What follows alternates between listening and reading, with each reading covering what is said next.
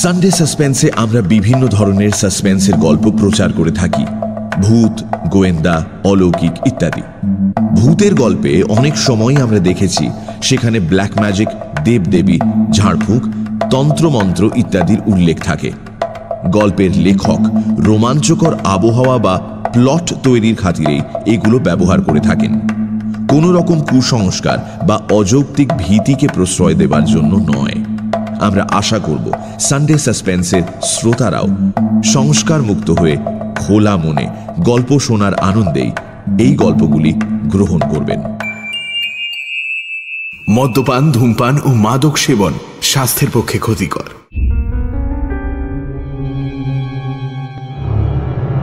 বাংলা সাহিত্যের রোমাঞ্চকর কিছু গল্প দিয়ে সাজানো আমাদের এই বিশেষ নিবেদন সানডে সাসপেন্স। আজ আপনার জন্য তারাদাস বন্দ্যোপাধ্যায়ের লেখা তারানাথ তান্ত্রিকের গল্প বেতাল। তারাদাস বন্দ্যোপাধ্যায় বিভূতিভূষণ বন্দ্যোপাধ্যায়ের একমাত্র পুত্র। ব্যারাকপুরে জন্মগ্রহণ করেন 1947 সালের 15ই অক্টোবর। উনি আমাদের ছেড়ে চলে যান 2010 সালের 18ই জুলাই। বাবার মতোই করেছেন শিক্ষকতা। রাজ্যের তথ্য ও সংস্কৃতি বিভাগের ডেপুটি ডিরেক্টর ছিলেন। তাঁর লেখা উল্লেখযোগ্য গ্রন্থ কাজল এবং কাজলের পরের পর্ব তৃতীয় পুরুষ। আমাদের আজকের গল্পটি আমরা নিয়েছি মিত্র ও ঘোষ থেকে প্রকাশিত তারানাথ তান্ত্রিক বইটি থেকে। প্রধান চরিত্রে তারানাথ, মাধব ঘোষ এবং কাপালিক। গল্প পাঠে মীর ও সোমক। গল্পের সূত্রধার আমি, অগ্নি। শুরু হচ্ছে তারানাথ তান্ত্রিকের গল্প বেতাল।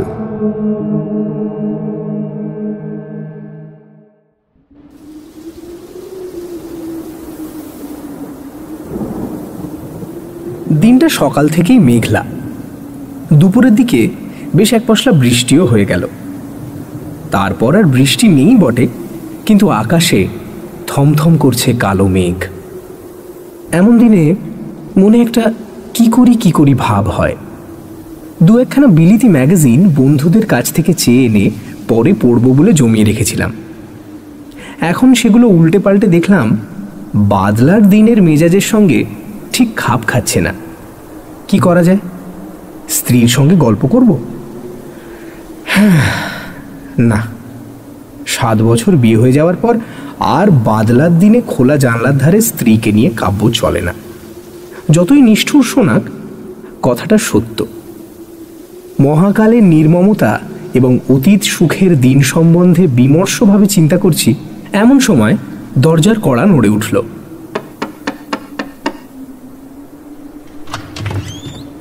উঠে গিয়ে দরজা খুলে দেখি কিশোরী সেন। ভেতরে ঢুকে কাদামাখা পামসু ছাড়তে ছাড়তে সে হেসে বললে, এই বর্ষার দিনে বাড়ি বসে করছো কি? যে অশ্ব নেই তার তৃণ সংগ্রহ করছিলাম ভাই। খুব ভালো হয়েছে তুমি এসছো। একেবারে মিওনো দিন না? আর বসে কাজ নেই, একটা জামা টামা যা হোক কিছু গলিয়ে নাও, চলো তারানাথ তান্ত্রিকের বাড়ি ঘুরে আসি। আর কিছু না হোক দু একটা আজব গল্প তো শোনা যাবে। এমন দিনেই তো উদ্ভট গল্প জমে। চলো চলো বেরোই। তারানাথের কথা যে আমার কেন আগেই মনে পড়েনি তা ভেবে অবাক লাগলো। বললুম, বসো, ধুতিটা বদলে নি। পথে বেরিয়ে বললুম, ট্রামে উঠে কাজ নেই, মাসের শেষ, সেই 8 পয়সা দিয়ে বরং সিগারেট কেনা যাবে। হেঁটে মেরে দিই চলো, এইটুকু তো পথ।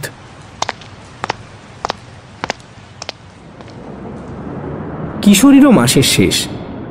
8 পয়সার পাসিং শো কিনে হাঁটতে হাঁটতে দুজনে মঠ লেনে তারানাথের বাড়ি হাজির হলুম।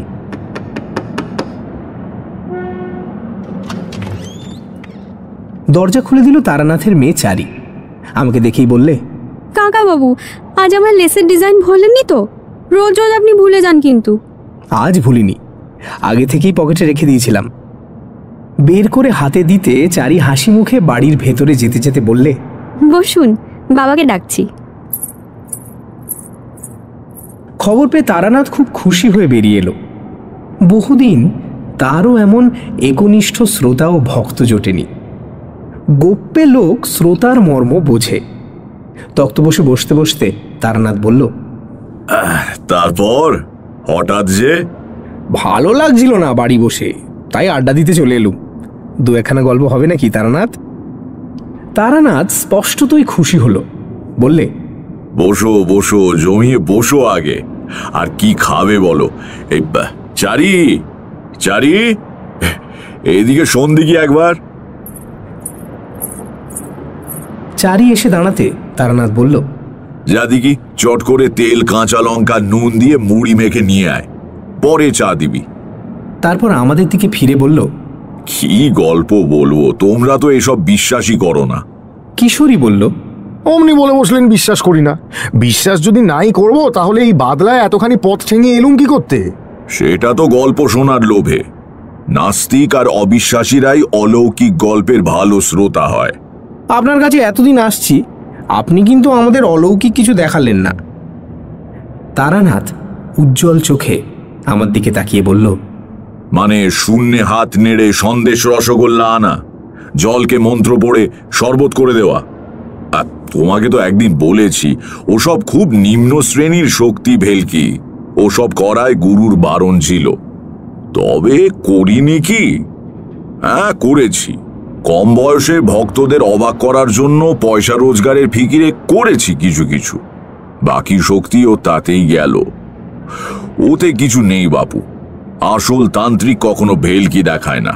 আচ্ছা, সাধুরা যে চোখ বুজে ত্রিভুবন ত্রিকাল সামনে দেখতে পান, এখানে বসে বিলেতে কি হচ্ছে সব বলে দিতে পারেন, এসব কি বিশ্বাসযোগ্য? নিশ্চয়ই। সদ্গুরু পেলে আর প্রকৃত সাধনা করতে পারলে তুমিও পারবে।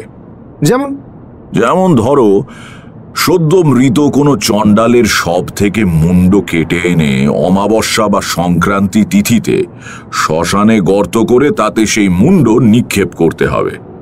পরে গভীর রাতে সেই গর্তের ওপর পদ্মাসনে বসে মাথার ওপরে মরা দাঁড়কাকের বাঁদিকের ডানা রেখে 1,00,000 বার বীজ মন্ত্র জপ করলে তুমিও সর্বজ্ঞ হতে পারো। বীজ মন্ত্রটি কি? সেটি বলা যাবে না। তন্ত্রে অদীক্ষিত লোকের কাছে সাধনার গূঢ় মন্ত্র বলা নিষেধ। বীজ মন্ত্রই আসল কিনা।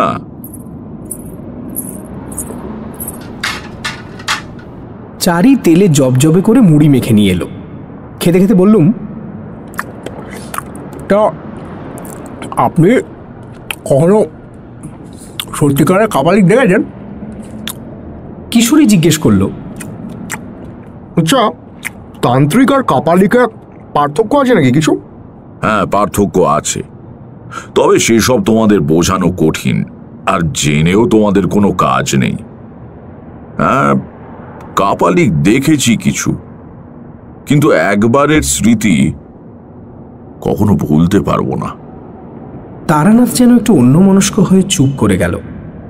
বললুম, বলুন না তারানাথ, আরে বলুন না সে গল্প, বেশ লাগবে শুনতে। বলছি ক্ষণ, তোমরা খেয়ে নাও আগে। সে এক ভয়াবহ কাহিনী হে, অনেক দিন বাদে মনে পড়ে গেল। এখনো মনে হলে গায়ে কাঁটা দেয়।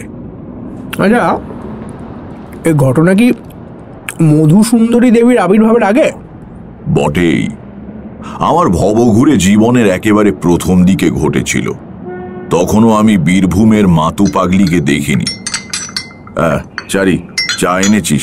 আচ্ছা রাখ, এই তক্তা বসেই রাখ। নাও, চা খাও।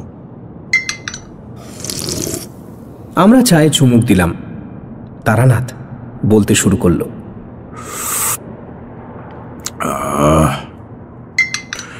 আমার বয়স তখন 22-23। বাড়িতে আর ভাল লাগে না।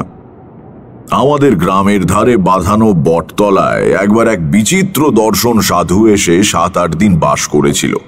সামনে ধুনি জ্বালিয়ে চুপ করে বসে থাকে, মাথায় চূড়ার মতো উঁচু জটার ভার, চোখ দুটো বেশ শান্ত। গ্রামের অনেকেই তার কাছে গিয়ে দুধ, ফলমূল এসব দিয়ে আসত। বউয়েরা ঝিয়েরা বায়না করত মাদুলি তাবিজের জন্য। সাধু কিন্তু কখনো ভড়ং দেখায়নি, অলৌকিক শক্তি দেখিয়ে ভক্ত জোগাড়ের চেষ্টা করেনি।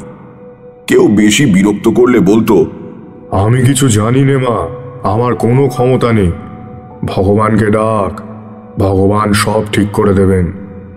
বেশি ধরাধরি করলে বলতো, আচ্ছা যা, আমি তোর হয়ে ভগবানের কাছে প্রার্থনা করব, যা যা। এই সততার জন্য এবং কারো কাছ থেকে পয়সা না নেওয়ায় সাধুর ওপর আমার কেমন একটা আকর্ষণ জন্মালো। তা গেলাম একদিন সাধুর বটতলায়। একদিকে বসে আছি, নানা রকম লোক এসে নানান বায়না করছে সাধুর কাছে। সাধু সবাইকেই হেসে বিদায় করছেন। এসব মিটতে মিটতে বিকেল গড়িয়ে অন্ধকার নেমে এলো। এবার আমি আর সাধুই কেবল রয়েছি ওই বটতলায়। পাশ থেকে একখানা চেলাকাঠ তুলে ধুনিতে গুঁজে দিয়ে আমার দিকে তাকিয়ে সাধু বলল, আয়, এগিয়ে এসে বস। আমি সাধুর সামনে ধুনির একপাশে গিয়ে বসলাম। ধুনির আলোয় সাধু কিছুক্ষণ আমার মুখের দিকে তাকিয়ে থাকলো। তারপর একটা নিঃশ্বাস ফেলে বলল, সন্ন্যাসী হওয়ার ইচ্ছে আছে না? আমি কিছু না বলে চুপ করে রইলাম। তোর সেসব হবে না, তবে তোর কপালে অনেক সাধু সঙ্গ আছে দেখছি। কিছু শক্তিও পাবি, কিন্তু সংসারে তোকে থাকতেই হবে। আমি বললাম, আপনি তো কাউকে কিছু বলেন না, আমাকে এত কথা বলছেন কেন? সাধু একটু চুপ করে বসে থেকে বলল, তোর কপালে তন্ত্র সাধনার চিহ্ন আছে, কিন্তু অস্পষ্ট। তার অর্থ কিছু দূরে গিয়ে তারপর ফিরে আসতে হবে। এই চিহ্ন না দেখতে পেলে তোকে এসব কথা বলতাম না। তোর অধিকার আছে জানার। আমি উৎসুক হয়ে উঠলাম। বললাম, আর কি কি দেখতে পাচ্ছেন সাধুজি? আর যা দেখতে পাচ্ছি তা খুব ভালো নয়। কিরকম? বছর খানেকের ভেতর তোর খুব বড় বিপদ আসছে। ভালোই হয়েছে আমার সঙ্গে দেখা হয়েছে তোর, নইলে প্রাণ সংশয় হতে পারত। কিরকম বিপদ কিছু বলবেন না? তাহলে তার থেকে বাঁচবো কি করে? তা আমিও ঠিক বলতে পারছি না, জানলে নিশ্চয়ই বলতাম। তুই এসে বসবার পর থেকেই আমার মনে কেমন যেন অস্বস্তি হচ্ছিল। এখন তোর দিকে তাকিয়ে দেখতে পাচ্ছি তোর পেছনে একটা অন্ধকারের স্তূপ যেন চাপ বেঁধে আছে। আমি চমকে পেছন দিকে তাকাতেই সাধু হেসে বলল, তুই দেখতে পাবি না, আমি দেখতে পাচ্ছি। 1 বছরের মধ্যেই যে বিপদ ঘটবে তা কি করে বলছেন? মানে আগে বা পরেও তো হতে পারে। ওটা আমার অভিজ্ঞতা থেকে বলছি, বোধহয় ভুল করিনি। চুপ করে বসে রইলাম। বলা বাহুল্য, সাধুর কথা শুনে একটু গা শিরশির করছিল। কেউ যদি জানতে পারে তার পেছনে একটা অদৃশ্য চাপ বাঁধা অন্ধকার ঘুরছে, তাহলে তার ভালো লাগার কথা নয়। তার উপর নির্জন জায়গা, গ্রামের বাইরের দিকে বটগাছটা, ধুনিতে পটপট করে কাঠের গাঁট পড়বার শব্দ হচ্ছে। সাধু আর আমি ছাড়া কোনো দিকে আর কেউ নেই। সাধু বলল, তোকে আমি একটা জিনিস শিখিয়ে দিয়ে যাচ্ছি, ভালো করে শিখে রাখ। যদি কোনোদিন কোনো বিপদ আসছে বলে মনে হয়, কি কোনো অস্বস্তি বোধ করিস, তাহলে এই প্রক্রিয়াটা করবি। যতই বিপদ আসুক, প্রাণটা বেঁচে যাবে। কি প্রক্রিয়া সাধুজি? নে, ভালো করে দেখ, আর এই মন্ত্রটা মুখস্থ করে নে। একে বলে গাত্রবন্ধন। শিখতে বেশিক্ষণ লাগলো না। বললাম, কিন্তু বিপদ যে আসছে তা বুঝতে পারবো কি করে? তুই ঠিক বুঝতে পারবি। তোর কপালে তন্ত্র সাধনার চিহ্ন আছে, বললাম না? সময় হলে আমার মতো মনের মধ্যে বিপদের ঘণ্টা বেজে উঠবে। আমি আজ যেমন তোর বিপদটা বুঝতে পারলাম। কিন্তু আমি তো পারিনি। আজ থেকে তোকে কিছুটা শক্তি দিলাম। যা, ভালো মন্দ যাই আসুক, তুই আগে থেকে আন্দাজ করতে পারবি। আমাকে আপনার শিষ্য করে নিন সাধুজি, আমি দীক্ষা নেব আপনার কাছে। ওসব হবে টবে না, আমি কাউকে শিষ্য করি না। আবদার করিস না, জ্যাকেটে বর। আবার কবে আপনার দেখা পাবো? এমনিতে দেখা পাবি না, তবে যদি সত্যি কখনো তোর প্রাণ সংশয় ঘটে, তাহলে তোকে ঠিক সাবধান করে দেব। তারপরেই একটা আধপোড়া কাঠ তুলে নিয়ে ধনী খুঁচিয়ে দিতে দিতে সাধুজি বলল, যা যা, ভাগ, পালা পালা, যা। বাড়ি ফিরে এলাম। পরদিনই সেই সাধু আস্তানা ভেঙে কোথায় চলে গেল কে জানে। পরদিন বিকেলে বটতলায় গিয়ে দেখি শুধু নিভে যাওয়া ধুনির ছাই আর কতগুলো আধপোড়া কাঠ পড়ে আছে। এরপর মাসখানেক কাটল, কিছুই যেন আর ভালো লাগে না, কেবলই বাড়ি থেকে বেরিয়ে যেতে ইচ্ছে করে। পথ যেন দারুণ আকর্ষণে টানছে।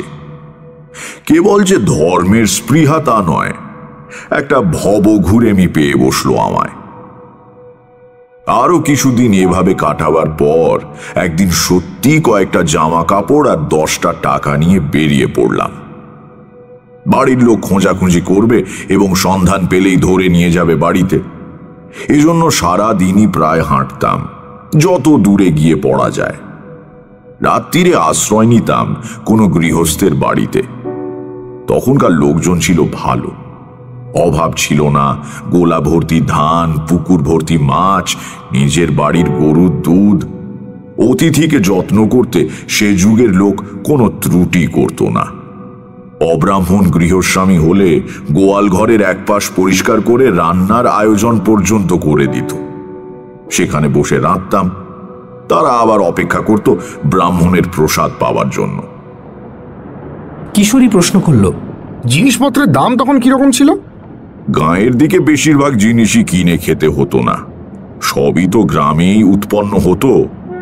তবে হ্যাঁ, মনে আছে একবার আমি আর আমার বন্ধু হরমোহন মাংস খাবার শখ হওয়ায় পাশের গ্রাম থেকে 10 আনা দিয়ে একটা পাঁঠা কিনে এনে এই দুজনে রান্না করে খেয়েছিলাম। তাও হরমোহন বারবার বলছিল আমরা ঠকেছি, আর একটু দরাদরি করলে 8 আনার ভেতরেই হয়ে যেত পাঁঠাটা। আমি অবাক হয়ে বললাম, হ্যাঁ 10 আনা একটা আস্ত পাঁঠা? কি বলছো কি? বটেই, সেসব সস্তা গন্ডার বাজার তোমরা কল্পনাও করতে পারবে না হে। দুজনে মিলে গোটা পাঁঠাটা খেয়ে ফেললেন? তা পারবো না কেন? গাঁয়ের ছেলে, আমাদের খিদেও ছিল, আর অম্বলের ব্যামোতেও ভুগতাম না। আমার খাওয়ার কথা আর কি শুনছো? আমার বাবার খাইয়ে হিসেবে 10টা গাঁয়ের মধ্যে নাম ডাক ছিল। সে গল্প বলবো পরে কোনো একদিন। তারানাথ আবার শুরু করলো, এভাবে কিছুদিন ঘুরে বেরিয়ে বিরক্তি ধরে গেল। রোজ রোজ অকারণে পথ হাঁটা, লোকের বাড়িতে আশ্রয় নেওয়া, তাদের দাক্ষিণ্যে ভালো ভালো খাওয়া। শুধু খাওয়ার জন্যই কি বাড়ি থেকে বেরিয়েছি? বাড়িতে কি আমার ভাতের অভাব ছিল? কিন্তু যা চাই তা পাই কই? যাই হোক, পথ হেঁটে ক্লান্ত অবস্থায় একদিন সন্ধেবেলা এক গ্রামে এসে পৌঁছলাম। গ্রামটায় ঘন বসতি নেই, একটু ছাড়া ছাড়া বাড়িঘর, আম জাম বাঁশ বাগানে ভরা। একটা বড় আম বাগানের পাশে কাদের বেশ সুন্দর বাড়ি দেখে সেখানেই আশ্রয় নেব ভাবলাম। সুন্দর বলতে ওই পাকা বাড়ি নয়, পোড়ো চালের বড় বড় 8-10 খানা ঘর, মাঝখানে উঠোনকে ঘিরে। বিরাট উঠোনে ধানের গোলা, একপাশে গোয়ালে কখানা গরু বসে বসে জাবর কাটছে। আমি উঠোনে পা দেবার সঙ্গে সঙ্গে বাড়ির মধ্যে শাঁখে ফুঁ পড়ল। সব মিলিয়ে সম্পন্ন গৃহস্থের লক্ষণ ফুটে ফুটে বেরুচ্ছে। উঠোনে দাঁড়িয়ে এদিক ওদিক তাকাচ্ছি, একজন কালো মতো মধ্যবয়স্ক লোক এগিয়ে এসে বলল, আগে কি চাই? আমি বিদেশি লোক, রাত্রিটা একটু থাকবার সুবিধে হবে কি? আপনি ব্রাহ্মণ। লোকটা, আরে আসুন আসুন আসুন আসুন আসুন আসুন আসুন ঠাকুরমশাই, আসুন, বসুন বসুন করে ব্যস্ত হয়ে আমায় নিয়ে দাওয়ায় বসালো। পা ধোয়ার জল দিল। তার নাম মাধব ঘোষ, সেই বাড়ির মালিক। চাষবাস আছে প্রায় 50 বিঘের। মাধব লোক বেশ ভালো। আমাকে রান্নার ব্যবস্থা করে দিয়ে সে ঠায় বসে রইল সামনে। বসে গল্প করে আর একটু বাদে বাদে হুকোটিকে এগিয়ে দিয়ে বলে, ঠাকুরমশাই আপনি সাজুন, ব্রাহ্মণের প্রসাদ পাবো। কথায় কথায় আমি বললাম, আমাদের বাংলাদেশের আতিথেয়তা বড় সুন্দর না? এই যে তুমি আমাকে এত যত্ন করছো, এতে তোমার লাভ কি? ছি ছি ছি ছি ছি, আগে ও কথা বলবেন না। ব্রাহ্মণ দেবতার হাঁড়িতে 2টি চাল দিতে পারছি, সে তো আমার সৌভাগ্য। তবে ঠাকুরমশাই কথা কি জানেন, সব অতিথি তো আবার সমান হয় না। এই তো দিন 7 আগে আমাদের বাড়িতে সে এক কাণ্ড। ধোয়া সুগন্ধি আতপ চাল হাঁড়িতে ছেড়ে দিয়ে তার দিকে ফিরে বললাম, কেন, কি হয়েছিল? চুরি টুরি নাকি? চুরি হলে তো বরং ভালো ছিল ঠাকুরমশাই, শুনুন না। এই গেল সোমবার বিকেলের দিকে এক লাল কাপড় পরা সন্ন্যাসী এসে বললে, তোমার এখানে থাকবো। আমার সাদা মনে কাদা নেই, বলুন থাকুন। গোয়াল ঘরে রান্নার ব্যবস্থা করে দিলুম। দিব্যি চেহারা তার, ফর্সা রং, এই মোটা পৈতের গোছা, দেখে কিছু বোঝবার উপায় নেই। নিঃশেষিত কলকেটি উপুর করে তামাকের গুল ঝেড়ে কলকেটি একপাশে রেখে মাধব বলল, তবে সে রাত্রিরে কিছু হলো না, বুঝছেন। পরের দিন সকালে সন্ন্যাসী যাওয়ার সময় আমাকে বললে, কাল যে মেয়েটি রান্নার জিনিসপত্র এগিয়ে দিচ্ছিল সে তোমার কে হয়? আমি বললাম, আমার মেয়ে। কেন বলুন তো? তারপর কি আর বলবো আপনাকে, সন্ন্যাসী যা বললো তা শুনে তো নিমেষে আমার মাথায় রক্ত উঠে গিয়েছে। বলে কি, তোমার ওই মেয়েটিকে আমাকে দাও, আমি ভৈরবী করব, ও শরীরে ভৈরবী চিহ্ন রয়েছে। তারপর তারপর আর কি, আমার চেঁচামেচিতে পাড়ার লোক জড়ো হয়ে গেল। বললাম, ঠাকুর তুমি শুধু ব্রাহ্মণ বলে পার পেয়ে গেলে, হ্যাঁ? নইলে মাধব ঘোষের মেয়ের দিকে নজর দিয়ে এই গ্রাম থেকে আর বেরোতে হতো না। সন্ন্যাসী আমার দিকে কটমট করে তাকিয়ে যাওয়ার সময় বলে গেল, কাজটা ভালো করলি না, তোর মেয়ে উদ্ধার হয়ে যেত, প্রতিফল হাতে হাতে পাবি। আমি অবাক হয়ে শুনছিলাম। বললাম, বলো কি হে, এ তো সাংঘাতিক ব্যাপার। লোকটা আর আসেনি তো? তার আসতে সাহস হবে না, সন্ন্যাসী হলেও প্রাণের মায়া তো আছে। হ্যাঁ, মাধব ঘোষের যত্নের সত্যি তুলনা নেই। খাওয়া যখন প্রায় শেষ হয়ে এসেছে, একটা বড় জামবাটি ভর্তি দুধ এনে সে একটু দূরে নামিয়ে রাখল। আমি লজ্জা পেয়ে বললাম, আবার দুধ কেন? আগে খান ঠাকুরমশাই, ওটুকু খান, ব্রাহ্মণ সেবা করলে আমারই কল্যাণ হয়, খান আপনি খান। পরের দিন সকালে উঠে আমি মাধবের কাছে বিদায় নিলাম। সে ছাড়তে চায় না কিছুতেই। আমি প্রায় জোর করে চলে এলাম বলা যায়, কারণ আগেই বলেছি আমি 2টো ভাতের জন্য পথে বের হইনি। সরল মানুষের ঘাড়ে চেপে অকারণে অন্ন ধ্বংস করতে আমার খারাপ লাগতো। এই পথে আবার কখনো এলে তার বাড়িতে আশ্রয় নেব কথা দিয়ে বেরিয়ে পড়লাম।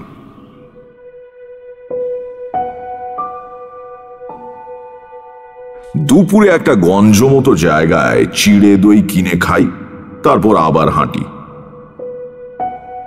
সারাদিনে প্রায় মাইল 15-16 হেঁটে সন্ধে নাগাদ একটা এমন জায়গায় এসে পৌঁছলাম যার ত্রিসীমানায় কোনো গ্রাম বা জনবসতি নেই। রুক্ষ প্রান্তরের মধ্যে দিয়ে একটা ছোট্ট নদী তীর তীর করে বয়ে চলেছে। কি করব ঠিক করতে না পেরে নদীর ধার ধরে হেঁটে এগুতে লাগলাম। মিনিট 15 হেঁটে দেখি সামনে একটা শ্মশান, বেশ বড় শ্মশান। অন্তত যতদূর চোখ যায় তাকিয়ে দেখলাম কেবল পোড়া পোড়া কাঠের গুঁড়ি, ছেঁড়া মাদুর কাঁথা, ভাঙা কলসি এই সব পড়ে আছে। কিশোরী বলল, ওই নির্জন শ্মশানে সন্ধেবেলা আপনার ভয় করলো না? না, ভয় করবে কেন? শ্মশান অতি পবিত্র একটি স্থান, সেখানে মানুষের সমস্ত পাপ শেষবারের মতো মুছে যায়।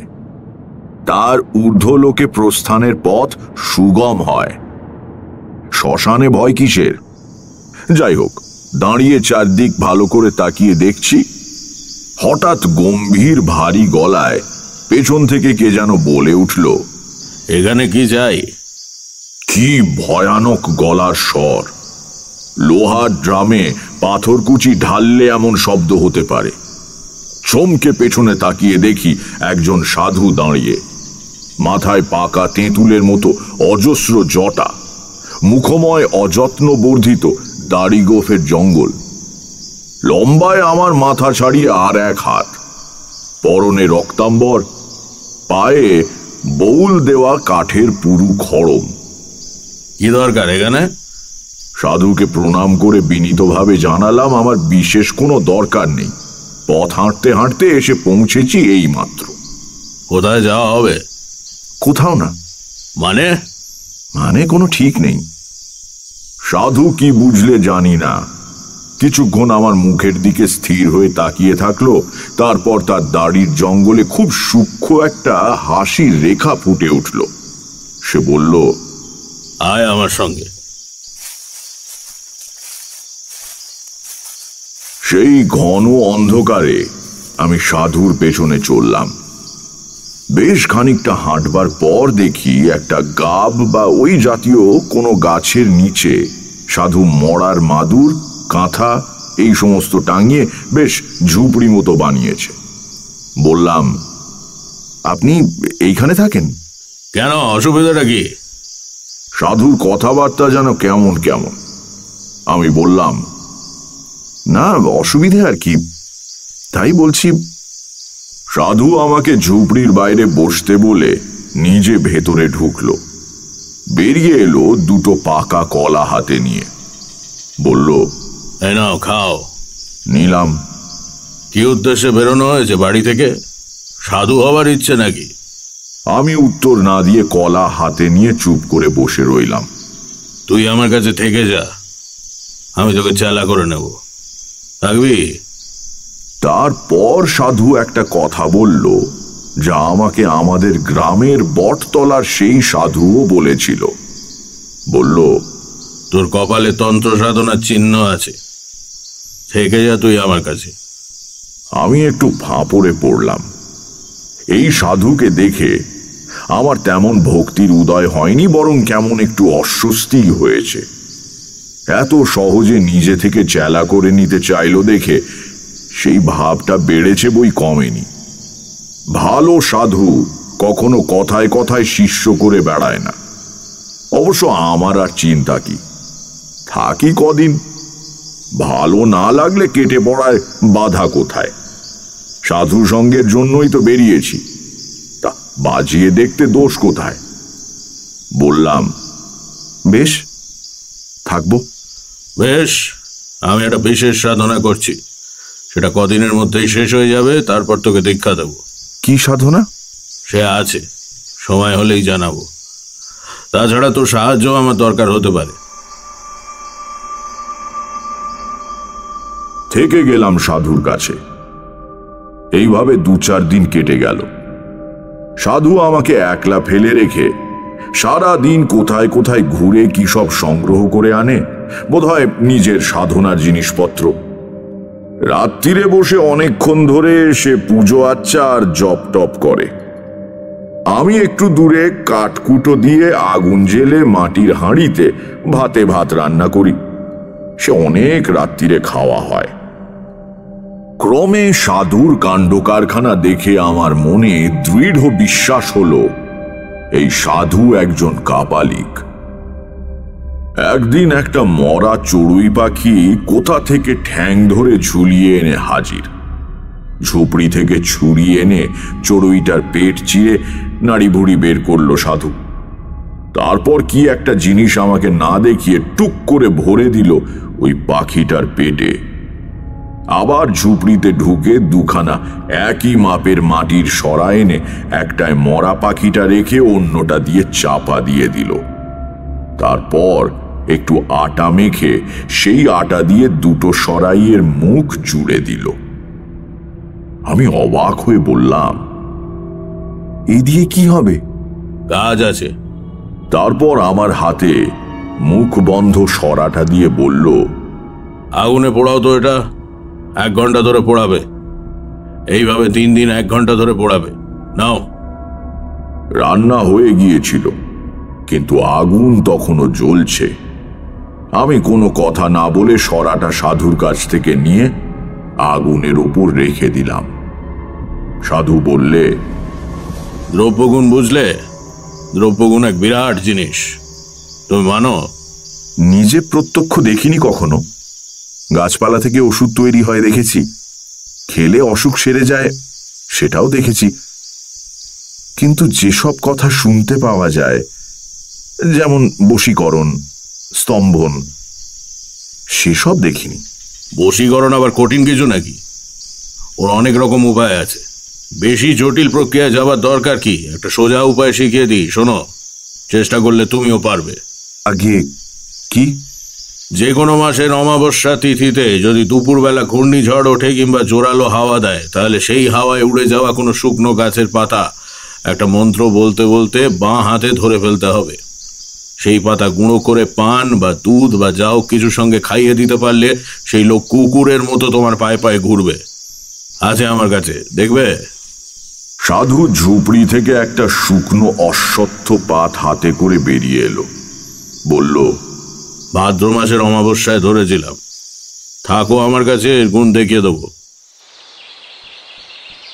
দিন দুয়েক আগে সাধু একটা বেশ মোটা নিমের ডাল নিয়ে এসেছিল। একদিন সকালে দেখি বসে বসে ছুরি আর দা দিয়ে কেটে তার থেকে একটা পুতুল বানাচ্ছে। নাক, মুখ, চোখ সব শুদ্ধ একটা মানুষের মূর্তি। সেদিনও অবাক হয়ে জিজ্ঞেস করলাম, এই দিয়ে কি হবে? সাধুর রহস্যমাখা হাসি হেসে বলল, কাজ আছে।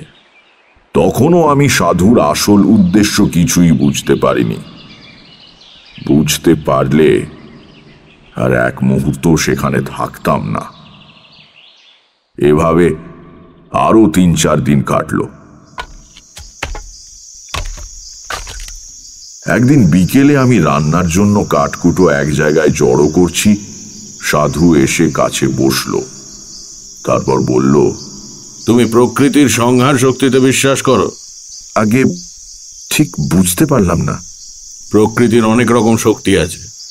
যেমন প্রকৃতি আমাদের শস্য দান করে, বাতাস দান করে, বৃষ্টি দান করে, এগুলোতে আমাদের প্রাণ বাঁচে, এগুলো শুভ শক্তি। আবার মহামারী, দুর্ভিক্ষ, বন্যা, যুদ্ধ, এগুলো হলো সংহারক শক্তি। এছাড়াও নানা ধরনের অদৃশ্য অদ্ভুত মারক শক্তি আছে, সাধনার দ্বারা তাদের জাগ্রত করা যায়। যেমন বেতাল জাগানো। বেতাল হচ্ছে এক ধরনের ক্রূর নিষ্ঠুর অপশক্তি। তার মারক ক্ষমতাও অমোঘ। একবার জাগ্রত হলে কাজ শেষ না করা অবধি তার নিদ্রা নেই। আমার গা শিরশির করছিল। বললাম, আর যদি কাজ শেষ না করতে পারে? যদি বাধা পায়? বেতালকে বাধা দেওয়া খুব কঠিন, প্রায় অসম্ভব।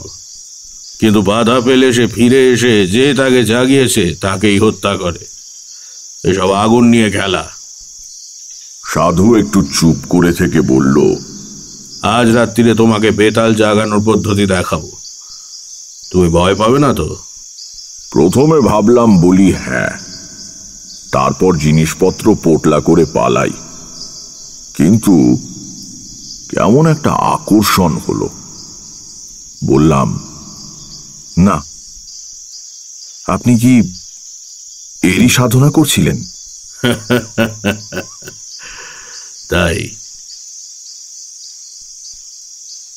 সেদিন রাত্রির যখন গভীর, সাধু তার ক্রিয়াকর্ম শুরু করল। জবা ফুলের মালা, রক্ত, চন্দন এসব আগে থেকেই জোগাড় করা ছিল। সাধু সেই নিম কাঠের পুতুলটা এনে তাতে বেশ করে তেল সিঁদুর মাখালো। তারপর সেটাকে কোমর অবধি পুঁতল মাটিতে। তার চারদিকে বেড়ার মতো করে মাটিতে রেখে দিল একটা জবা ফুলের মালা।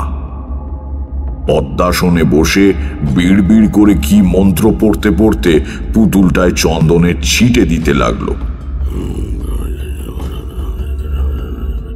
এসব হলে ঝোলা থেকে বের করল একটা মদের বোতল।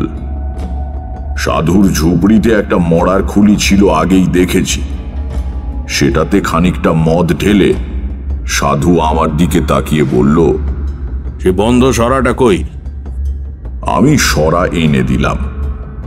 সাধু আটাগুলো নোক দিয়ে খুঁটে খুঁটে তুলে সরাটা খুলল। দেখলাম 3 দিন পোড়ানোতে ভেতরের পাখিটা একদম ছাই হয়ে গিয়েছে। সেই ছাই এক চিমটি নিয়ে মদে মেশালো সাধু। তারপর ঢক ঢক করে মদটা গলায় ঢেলে নিল।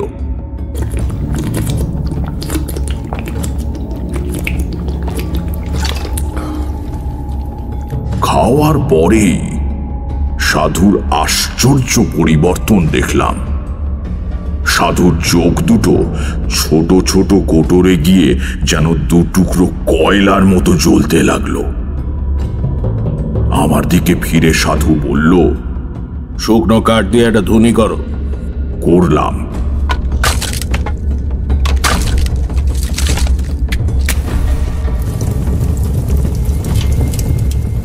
ধুনি বেশ জ্বলে উঠতে সাধু রক্তচন্দন দিয়ে ধুনি পুজো করল।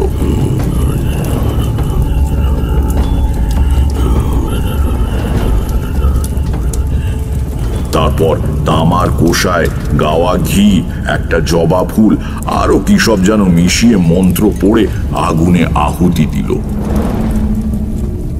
সঙ্গে সঙ্গে একটা বিকট পোড়া গন্ধে ভরে গেল চারদিক। আর সাধু সাধু বিকৃত গলায় হেসে উঠল।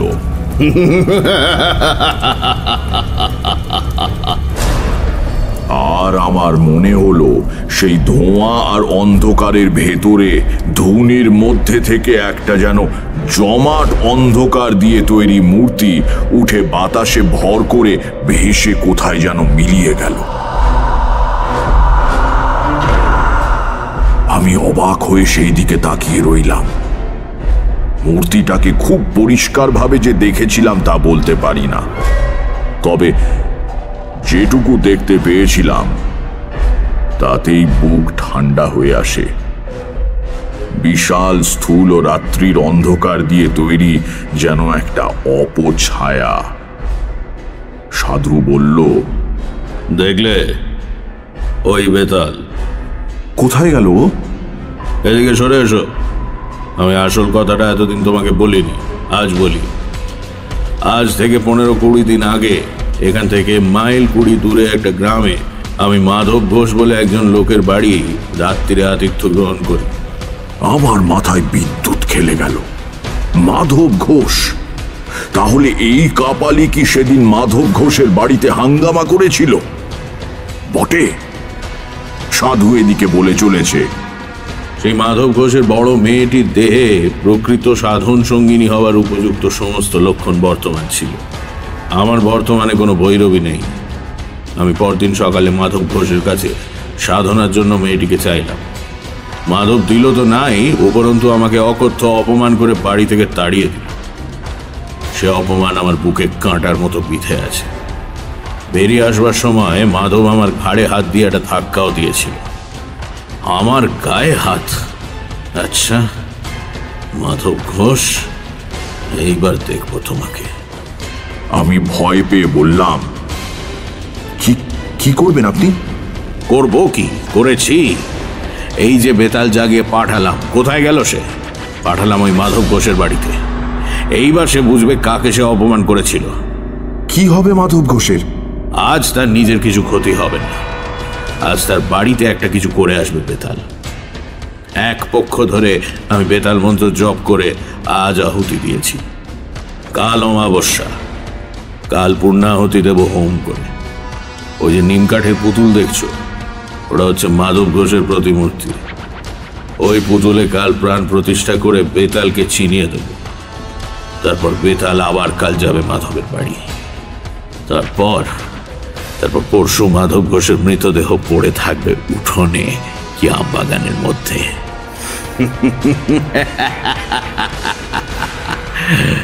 ভয়ঙ্কর বিভৎস অপমৃত্যু। কেউ কিচ্ছুটি টের পাবে না যে কোথা দিয়ে কি হলো। সাধুর মুখখানা এখন আমার কাছে নেকড়ে বাঘের মতো লাগছিল। আমি আর সহ্য না করতে পেরে বললাম, কিন্তু এ আপনি অন্যায় করছেন, এটা ঠিক নয়। সাধুর চোখ আবার ধক করে জ্বলে উঠল। পৈশাচিক ক্রোধে মুখ বিকৃত করে সে আমার দিকে তাকিয়ে বলল, কি বলতে চাস তুই? আমি অন্যায় করছি? আমার যেন কেমন সাহস এসে গেল। বললাম, নিশ্চয়ই অন্যায়। আপনি এই কুকর্মে লিপ্ত আছেন জানলে আমি একদিনও থাকতাম না এখানে। প্রতিহিংসা সাধনের জন্য নরহত্যা মহা অধর্ম। মূর্খ! কাপালিকের পক্ষে প্রতিহিংসার সাধন অধর্ম নয়। তুই তার কি বুঝবি? থামুন, আপনার মতো নরকের কৃমি কীটের কাছে আর নয়। আমি চললাম, আপনি থাকুন আপনার কুৎসিত সাধনা নিয়ে। হন হন করে হেঁটে সেই রাত্রিরেই রওনা দিলাম শ্মশান থেকে। পেছনে সাধু ডেকে বলল, যাচ্ছিস যা, কিন্তু শুনে যা, আজ পর্যন্ত কেউ আমাকে অপমান করে বেশি দিন পৃথিবীর আলো দেখেনি, মনে রাখিস। অনেক দূর চলে এসেছি, তখনও পেছন থেকে রাত্রিরের নির্জনতা ভেদ করে সাধু উন্মাদের মতো হাসি শুনতে পাচ্ছিলাম।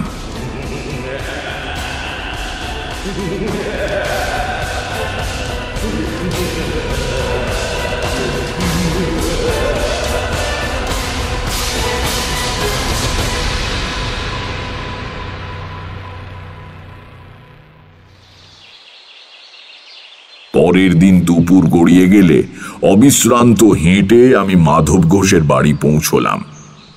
দেখি সমস্ত বাড়িটা যেন কেমন ঝিমিয়ে আছে, ভেতরে কেউ যেন আর জেগে নেই। আমার বুকটা ছ্যাঁত করে উঠল। না জানি বেতাল কাল রাত্রিরে কি করে গিয়েছে। উঠোনে দাঁড়িয়ে ডাক দিলাম, মাধব, মাধব! ডাক শুনে ভেতর থেকে মাধব বেরিয়ে এলো। আমাকে দেখে সে যেন হাতে চাঁদ পেল। এগিয়ে এসে পায়ের ধুলো নিয়ে বলল, ঠাকুর মশাই, ঠাকুর মশাই, আপনি এসেছেন, আমি যেন মনে একটু বল পেলাম। ঈশ্বর পাঠিয়েছেন আপনাকে। দেখলাম মাধবের চোখ বসে গিয়েছে, মুখখানা শুকনো। বললাম, কি হয়েছে? কোনো বিপদ আপদ হয়নি তো? আর বিপদ, গতকাল রাত্রিরে আমার দুখানা গাই গরু মরে গেল ঠাকুর মশাই। সে কি?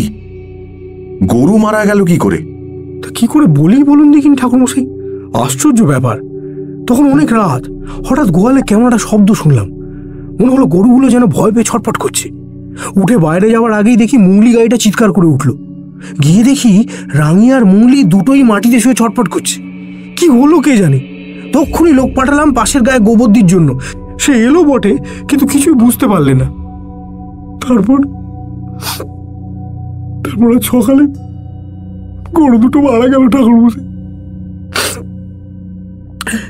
সকাল থেকে আমার মেয়েটার জ্বর, গা যেন পুড়ে যাচ্ছে। এসব তো ভালো কথা নয় ঠাকুর মশাই। আপনি এসছেন ভালোই হয়েছে। ব্রাহ্মণ মানুষ, ভিটে বাস করলে আমার ভয় কেটে যাবে। বুঝলাম সবই, কিন্তু আমার কি করার আছে কিছুই বুঝতে পারলাম না। আমি থাকলে যদি মাধব শান্তি পায়, তাহলে থাকতে পারি এই মাত্র। একটু পরেই একটা অদ্ভুত ঘটনা ঘটল। তখন বিকেল বেশ গাঢ় হয়ে এসেছে। মাধব ঘোষ বেশ করে ফলারের আয়োজন করে দিয়েছিল। ফলার করে আমার একটু বাগানে যাওয়ার প্রয়োজন হয়ে পড়ল। গাড়ু হাতে ফিরছি, হঠাৎ মনের মধ্যে কেমন যেন একটা অনুভূতি জেগে উঠল। ঠিক কিরকম তা বোঝাতে পারবো না, যেন আমার খুব বড় একটা বিপদ ঘনিয়ে আসছে।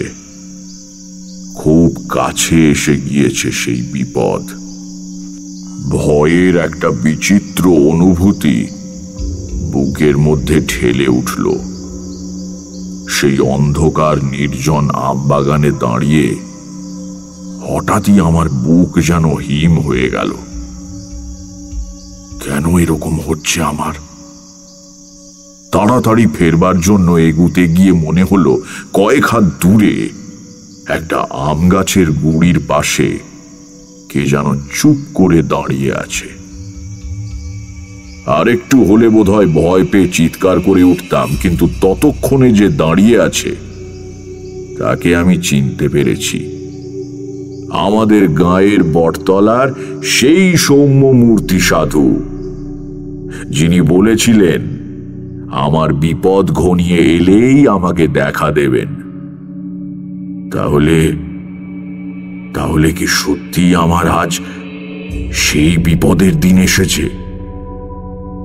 দূর থেকেই আমি সাধুকে প্রণাম করলাম।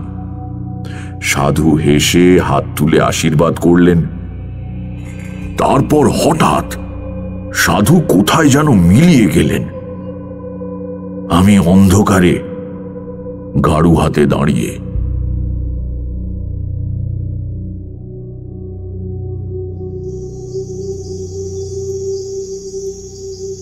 ফিরে এসে মাধব ঘোষকে ডাকলাম।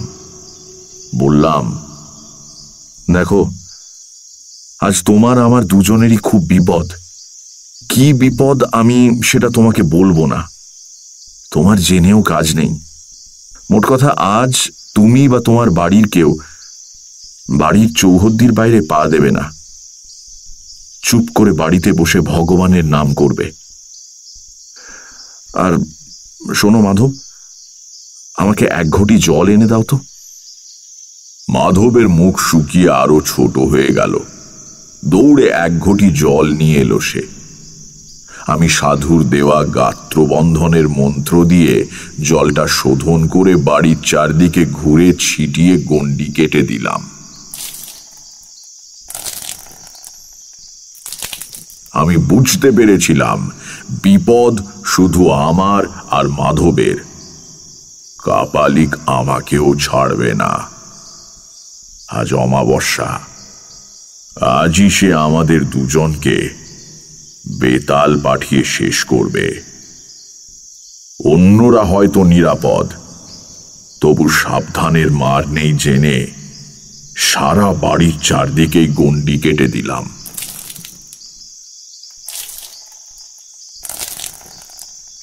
রাত্রিরে খাওয়া হলে আমি মাধবকে ডেকে বললাম, তুমি আমি আজ এক ঘরে থাকবো মাধব। বাড়ি সবাই শুয়েছে? হ্যাঁ হ্যাঁ হ্যাঁ হ্যাঁ আগে হ্যাঁ ঠাকুরমশাই, হ্যাঁ। বেশ, এসো আমার সঙ্গে। ঘরে গিয়ে আমি মাধবকে বললাম, ওই ঘটি থেকে খানিকটা জল ঢালো মাটিতে। এই যে খাটের পায়ের কাছে, এইখানটাই ঢালো। আচ্ছা, এবার ডান পায়ের বুড়ো আঙুল দিয়ে ওই জল থেকে রেখা টেনে খাটের চারদিকে একটা জলের গণ্ডি কাটো তো মাধব। নাও, শুরু করো। আমি তোমার সঙ্গে মন্ত্র পড়তে পড়তে ঘুরছি। তুমি গৃহস্বামী, তোমাকেই করতে হবে, নইলে আমি করে দিতাম।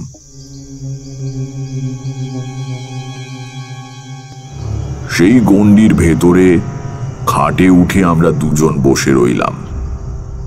সে কি ভয়ঙ্কর রাত! আমার বুকের ভেতরে এই বিচিত্র বিপদের ঘণ্টা বেজেই চলেছে। কি যেন ঘটবে, কে যেন আসছে। আমার পাশে চুপ করে বসে মাধব। ঠিক মাঝরাত পেরিয়ে যাবার পর হঠাৎ যেন এক ঝলক হাওয়ায় বাইরের আমবাগান কেঁপে উঠল।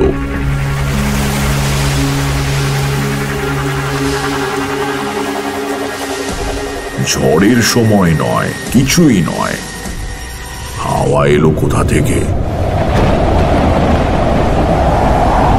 ক্রমে সেই হাওয়া বেড়ে রীতিমতো ঝড়ে পরিণত হলো। সমস্ত আমবাগান যেন ভেঙে পড়বে। বাড়ির জানলা দরজা দড়াম দড়াম করে বন্ধ হতে আর খুলতে লাগলো।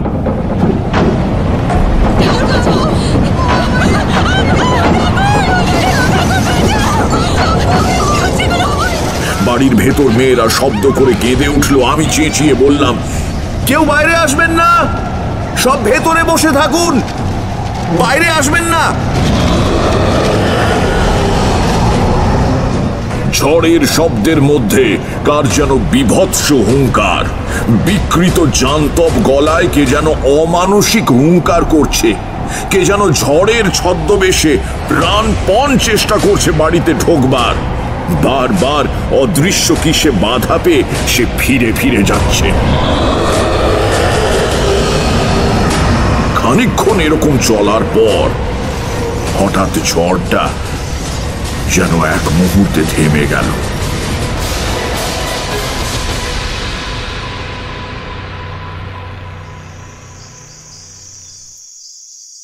আবার শান্ত আমবাগান, মৃদু হাওয়ায় বাড়ির কলা গাছের পাতা নড়ছে। যে বাড়িতে ঢোকবার চেষ্টা করছিল সে যেন উদ্দেশ্য সফল হবে না বুঝে ফিরে গিয়েছে। আমার বুকের ভেতরে বিপদের ঘণ্টাও হঠাৎ থেমে গেল। মাধব ঘোষ আতঙ্কিত চোখে আমার দিকে তাকিয়েছিল। আমি বললাম, আর ভয় নেই, বেঁচে গেলাম বোধহয়। সেদিন রাত্রিটা আমরা খাটেই বসে রইলাম। পরের দিন সকালেই খবর পেলাম মাধবের মেয়ের জ্বর নেমে গিয়েছে। আমি সকালেই বিদায় চেয়েছিলাম, মাধব ঘোষ কিছুতেই ছাড়ল না। খালি বলে, ঠাকুর ঠাকুর, আপনার দয়াতে রক্ষা পেলুম। বেঁধে রাখতে পারবো না জানি, তবু এ বেলাটা থেকে যেতেই হবে ঠাকুর, আমি না শুনবো না। থেকে ভালোই করেছিলাম, নইলে ঘটনার শেষটুকু জানতে পারতাম না।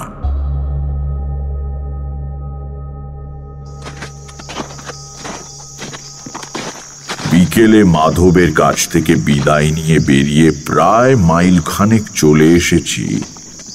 দেখি ঘোড়ায় চড়ে এক দারোগা বাবু কোথায় যেন চলেছেন, পেছনে দুজন পাগড়িওয়ালা সেপাই। আমার কাছ দিয়ে যখন তারা যাচ্ছেন, কি মনে হতে একজন সেপাইকে জিজ্ঞেস করলাম, কোথায় চলেছ বাপু? সামনে বিরামখাড়িতে একটি শ্মশান আছে জানেন? সেই শ্মশানে একটি কাপালিক থাকতো, সে খুন হয়েছে। ধরা গলায় বললাম, খুন হয়েছে বোঝা গেল কি করে? মাথাটা নাকি একেবারে মুচড়ে উল্টো দিকে ঘুরিয়ে দিয়েছে। অনেকে মিলে করেছে আর কি, একজনের কাজ না। আমি তখন সব বুঝতে পেরেছি। কাপালিকই তো বলেছিল, বেতাল বাধা পেলে ফিরে গিয়ে যে জাগিয়েছে তাকেই আক্রমণ করে। আহ, কি ভয়ঙ্কর মৃত্যু! একবার তাদের সঙ্গে গিয়ে মৃতদেহটা দেখে আসবার ইচ্ছে হয়েছিল, পরে অবশ্যই সেই ইচ্ছে দমন করি। মনে মনে আমাদের গায়ে দেখা সৌম্য সাধুকে প্রণাম জানিয়ে আবার রওনা দিলাম।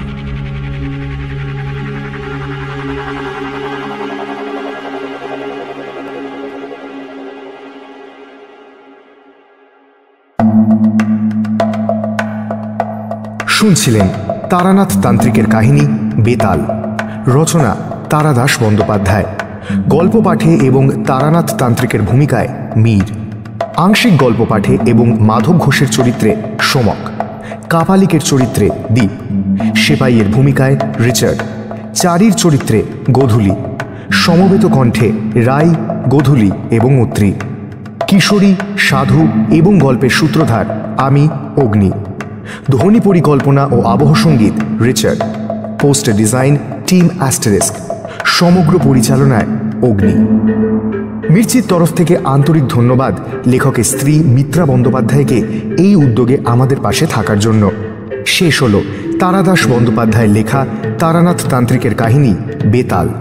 আগামী সপ্তাহে আরও একটি রোমাঞ্চকর গল্প নিয়ে হাজির হবে সানডে সাসপেন্স।